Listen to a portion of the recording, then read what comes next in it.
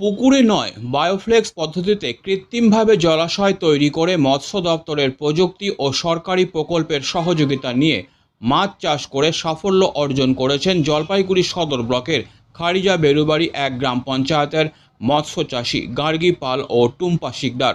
মহিলা হয়েও তাদের এই উদ্যোগে যথেষ্টই সাড়া ফেলেছে। এ বিষয়ে তারা জানান, এই পদ্ধতিতে মাছ চাষ করলে পুকুরের তুলনায় দ্বিগুণ থেকে ৩ গুণ লাভ করা যায় ও মাছের গুণগত মানও ভালো হয়।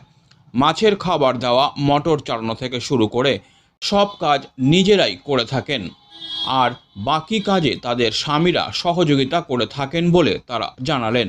এ বিষয়ে ব্লক মৎস্য সম্প্রসারণ আধিকারিক কৌশিক মাইতি বলেন, এই পদ্ধতিতে মাছ চাষ করলে পুকুরের তুলনায় ভালো ফল পাওয়া যায়। তাছাড়া যেহেতু সাধারণ পুকুরে সারা বছর জল থাকে না, তাই এই পদ্ধতিতে মাছ চাষ করলে সারা বছরই লাভ পাওয়া যায়। উল্লেখ্য, মাছের খাবার হিসাবে ভাসমান খাবারের পাশাপাশি জলের মধ্যে ফাইটোপ্ল্যাঙ্কটন তৈরি করে নিতে হয়। সর্বোপরি বিভিন্ন সতর্কতা অবলম্বন করে মাছ চাষ করলে সাধারণ পুকুরের তুলনায় অনেক বেশি লাভ পাওয়া যায় এই পদ্ধতিতে।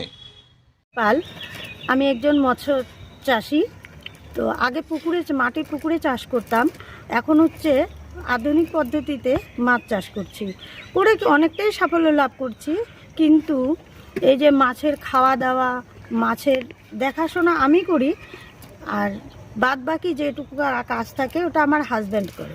এই ক্ষেত্রে আপনারা কি কোন দপ্তরের সহযোগিতা পেয়েছেন? ইয়ে মৎস্য দপ্তর থেকে, মৎস্য দপ্তরের সহযোগিতায়। আমি তরুণ পাল, আমার ওয়াইফ হচ্ছে গার্গী পাল। তো আমরা এখানে মাছ চাষ করছি। মূলত আমার গার্গী পাল, মানে আমার ওয়াইফে হচ্ছে এটা দেখাশোনার দায়িত্বে। তো ওর যেটা অল্প করা সম্ভব সেটা আমি ওকে সহযোগিতা করি। যেমন এই যে এটা চালাতে হচ্ছে, এটা মাছ যখন পায়খানা করে মাছের যে জলের সঙ্গে যে তরল করার জন্য এটা চালানো। তরল হওয়ার পরে চেম্বার আছে বাইরে, চেম্বার দিয়ে ওই নোংরা জলটা বের করতে হবে।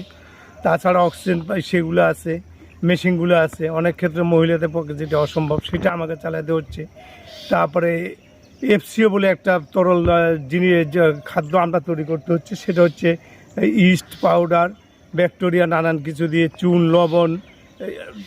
লবণ নানান কিছু দিয়ে ওটা প্রত্যেক দিন 4 থেকে 5 লিটার করে এখানে ছাড়তে হয়, এই পুকুরে ঢালতে হয়, যেন জলের সঙ্গে মিশে থাকে, তাতে মাছের জন্য অন্য ধরনের কোনো রোগ ব্যাধি না হয়।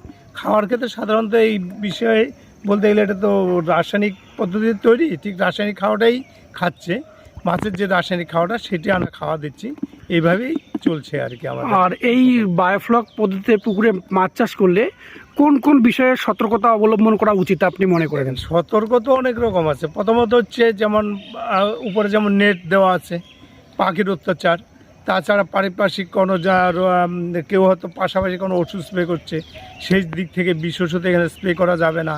তাছাড়া যেটা হচ্ছে বেজিয়ে নানান কিছু, মানে কি বলবো, প্রাকৃতিক যত কিছু আছে সব দিক থেকে লক্ষ্য করতে হয়। আর পুকুরের জলের ব্যাপারে আপনি কি বলবেন? এখানে পিএস এর ব্যাপারটা কি আছে? এখানে পিএস, অ্যামোনিয়া, অনেক সময় অ্যামোনিয়া বেড়ে যায়। তারপর আমরা আবার যে সেটা হচ্ছে আপনাকে লবণ জল, ধরেন অন্তত 10 কেজি করে লবণ জল মিশিয়ে এটা পুরো পুকুরে ছিটাইতে হয়। এরকম হয়তো 3-4 দিন ছিটার পরে আবার হয়তো চলে আসে সঠিক জায়গায়। পিএসের ক্ষেত্রে এরকম নানান ধরনের ওষুধ ব্যবহার করে ওইটা আবার জায়গায় আনতে হয়। তো পিএস আর অ্যামোনিয়াটা মাঝে মাঝেই বৃদ্ধি হয়। আপনি কি মনে করেন যে সাধারণ পুকুরে মাছ চাষ করার থেকে এই বায়োফ্লক পদ্ধতিতে, মানে কৃত্রিমভাবে জলাশয় তৈরি করে মাছ চাষ করলে কি আগামী দিনে চাষিরা কি উপকৃত হবে? আশা করি হবে। আমাকে দিয়ে যদি প্রমাণ করতে চাই তাহলে অবশ্যই হবে, কিন্তু তাকে কেয়ারম্যান হতে হবে। কেয়ার যার থাকবে সেই হবে, আর যে কেয়ার নিতে পারবে না তার ক্ষেত্রে হবে না। আমরা আপাতত প্রথম ফেজে আমরা দুজনকেই সিলেক্ট করেছি, বা দুজনেই আগ্রহ প্রকাশ করেছেন যারা এই চাষটা করতে পারবেন। সেই জন্য আমরা দুজনকেই এই দুটো স্কিম দিয়েছি। আগামী দিনে আরও যদি কেউ আগ্রহী থাকেন অবশ্যই আমরা তাদেরকে এই স্কিমটা প্রোভাইড করতে পারবো। এটা কিভাবে হচ্ছে, মানে প্রথমত স্কিমটা কি, আর এবং কিভাবে, মানে পদ্ধতিটা কিভাবে হচ্ছে, বা লাভ আশাটা কি থাকছে? অ্যাকচুয়ালি দেখুন, জলপাইগুড়ির মতো জেলা যেখানেতে মাটির প্রকৃতির কারণে, মাটির ধরনে এখানে সারা বছর অনেক পুকুরেই দেখবেন জল থাকে না। এই সারা বছর জল না থাকার কারণে আমরা সারা বছর ধরে মাছ চাষ করতে পারি না। বছরের খুব বেশি হলে 6 থেকে 7 মাস। বাকি সময়টা পুকুর শুকিয়ে যায়। তো সেখানে দাঁড়িয়ে আমাদের এই যে নতুন ধরনের প্রসেসে চাষটা জলপাইগুড়ি জেলার ক্ষেত্রে খুবই উপযুক্ত বলবো, কারণ এখানে প্রথমত ট্র্যাডিশনাল পুকুর লাগছে না। আপনার বাড়িতে 25 ডেসিমেলের একটি জায়গা থাকলেই সেই জায়গাতেই আমরা 1 ফিট মাটি কেটে একটা পাড় তৈরি করে পলিথিন লাইনিং করে তাতে জল রেখে আমরা সারা বছর ধরে চাষ করতে পারবো। এবং ক্রপ এক একটা ক্রপ হবে 3 থেকে 3.5 থেকে 4 মাস। সো আমরা ম্যাক্সিমাম 3টে ক্রপ আমরা তুলতে পারবো এবং অনেক বেশি স্টকিং ডেন্সিটি বা বেশি ঘনত্বে চারা রাখতে পারবো এবং খুব সাকসেসফুলি আমরা করতে পেরেছি এই দুটো। বলুন কি কি মাছ চাষ হতে পারে বা লাভও বা কি হতে পারে এতে? প্রধানত যে ধরনের মাছগুলোর গ্রোথ রেট বেশি সেই ধরনের মাছগুলো আমরা এখানে সিলেক্ট করে থাকি, যেমন ভিয়েত কই, মনোসেক্স তেলাপিয়া বা ট্যাংরা বা শিঙি মাগুর বা জাপানি পুঁটি, এই ধরনের মাছ যেগুলো বাজারে ডিমান্ড অনেক বেশি, গ্রোথ রেট অনেক বেশি, সেই ধরনের মাছগুলোই আমরা এসব ক্ষেত্রে চাষ করছি এবং প্রফিট মার্জিন খুবই ভালো। আমরা এই যে স্কিমগুলো করেছি তাতে এস্টাবলিশমেন্ট বা ক্যাপিটাল কস্ট বাদ দিয়ে কালচারের জন্যে আমরা যে যদি 2 থেকে 2.5 লাখ টাকা খরচ করি তাহলে কিন্তু আমরা চোখ বন্ধ করে এক একটা সিজনে এক একটা ক্রপে 3.5 থেকে 4 লাখ টাকার মাছ বিক্রি করতে পারবো যদি আমরা খুব ভালোভাবে চাষ করতে পারি।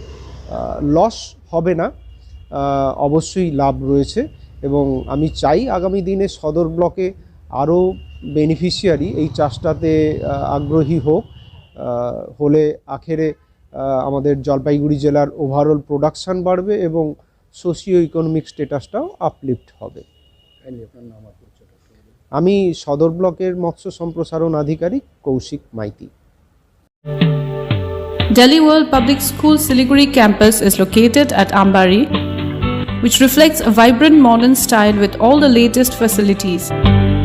We impart innovative world-class education through modern teaching pedagogy and state-of-the-art facilities.